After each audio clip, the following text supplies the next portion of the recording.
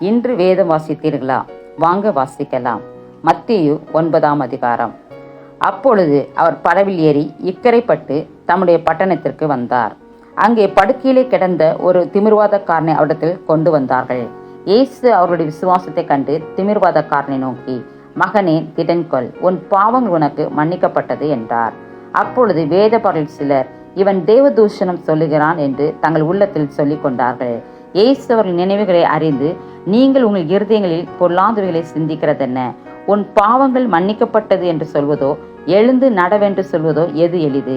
பூமியிலே பாவங்களை மன்னிக்க மனுஷகுமாரனுக்கு அதிகாரம் உண்டென்பதை நீங்கள் அறிய வேண்டும் என்று சொல்லி திமிர்வாதக்காரனை நோக்கி, நீ எழுந்து உன் படுக்கை எடுத்துக்கொண்டு உன் வீட்டுக்கு போ என்றார்.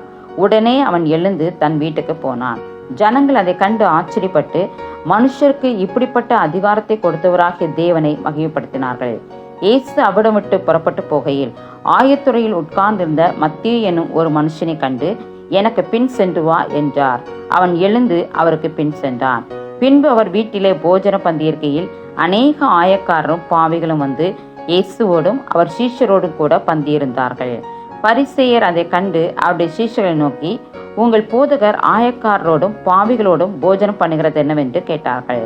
இயேசு அதை கேட்டு, பிணியாளிகளுக்கு வைத்தியன் வேண்டியதே அல்லாமல் சுகமுள்ளவர்களுக்கு வேண்டியதில்லை, வலியை அல்ல இரக்கத்தையே விரும்புகிறேன் என்பதின் கருத்து இன்னதென்று போய் கற்றுக்கொள்ளுங்கள். நீதிமான்களை அல்ல பாவிகளையே மனம் திரும்புகிறதுக்கு அழைக்க வந்தேன் என்றார்.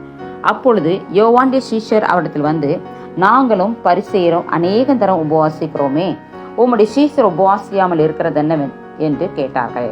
அதற்கு இயேசு, மணவாளன் தங்களோடு இருக்கையில் மணவாளனுடைய தோழர் துயரப்படுவார்களா?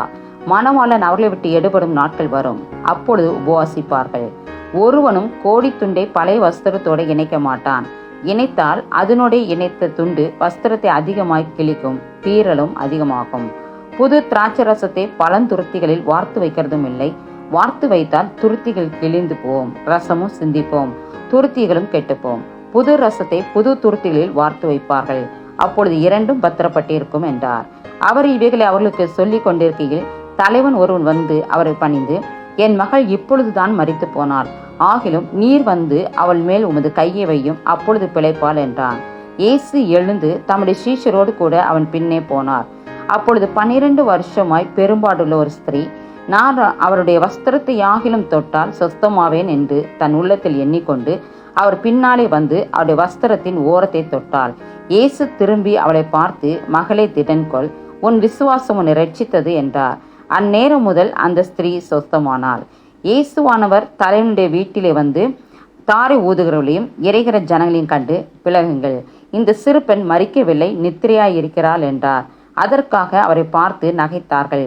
ஜனங்கள் வெளியே துரத்தப்பட்ட பின்பு அவர் உள்ளே பிரவேசித்து அந்த சிறு பெண்ணின் கையை பிடித்தார். உடனே அவள் எழுந்திருந்தாள். இந்த சங்கதி அத்தேசமெங்கும் பிரசித்தமாயிற்று. இயேசு அவிடம் விட்டு போகையில் 2 குருடர் அவர் பின்னே சென்று, தாவீதின் குமாரனே, எங்களுக்கு இறங்கும் என்று கூப்பிட்டார்கள். அவர் வீட்டிற்கு வந்த பின்பு அந்த குருடர் அவரிடத்தில் வந்தார்கள். இயேசு அவர்கள் நோக்கி, இதை செய்ய எனக்கு வல்லமை உண்டென்று விசுவாசிக்கிறீர்களா என்று கேட்டார். அதற்கு அவர்கள், ஆம், விசுவாசிக்கிறோம் ஆண்டவரே என்றார்கள். அப்பொழுது அவருடைய கண்களை அவர் தொட்டு, உங்கள் விசுவாசத்தின்படி உங்களுக்கு ஆகக்கடுவது என்றார். உடனே அவருடைய கண்கள் திறக்கப்பட்டது. இதை ஒருவரும் அறியாதபடிக்கு எச்சரிக்கையாயிருங்கள் என்று இயேசு அவர்களுக்கு கண்டிப்பாய் கட்டளையிட்டார். அவர்களோ புறப்பட்டு அத்தேசமெங்கும் அவருடைய கீர்த்தியை பிரசித்தம் பண்ணினார்கள். அவர்கள் புறப்பட்டு போகையில் பிசாசு பிடித்த ஊமையான ஒரு மனுஷனை அவரிடத்தில் கொண்டு வந்தார்கள். பிசாசு துரத்தப்பட்ட பின்பு ஊமையன் பேசினான். ஜனங்கள் ஆச்சரியப்பட்டு, இஸ்ரவேலில் இப்படி ஒரு காலம் காணப்படவில்லை என்றார்கள். பரிசேயரோ, இவன் பிசாசுகளின் தலைவனாலே பிசாசுகளை துரத்துகிறான் என்றார்கள். பின்பு இயேசு சகல பட்டணங்களையும் கிராமங்களையும் சுற்றி நடந்து ஜெப ஆலயங்களில் உபதேசித்து ராஜ்யத்தின் சுவிசேஷத்தை பிரசங்கித்து ஜனங்களுக்கு உண்டாயிருந்த சகல வியாதிகளையும் சகல நோய்களையும் நீக்கி அவர்களை சுஸ்தமாக்கினார்.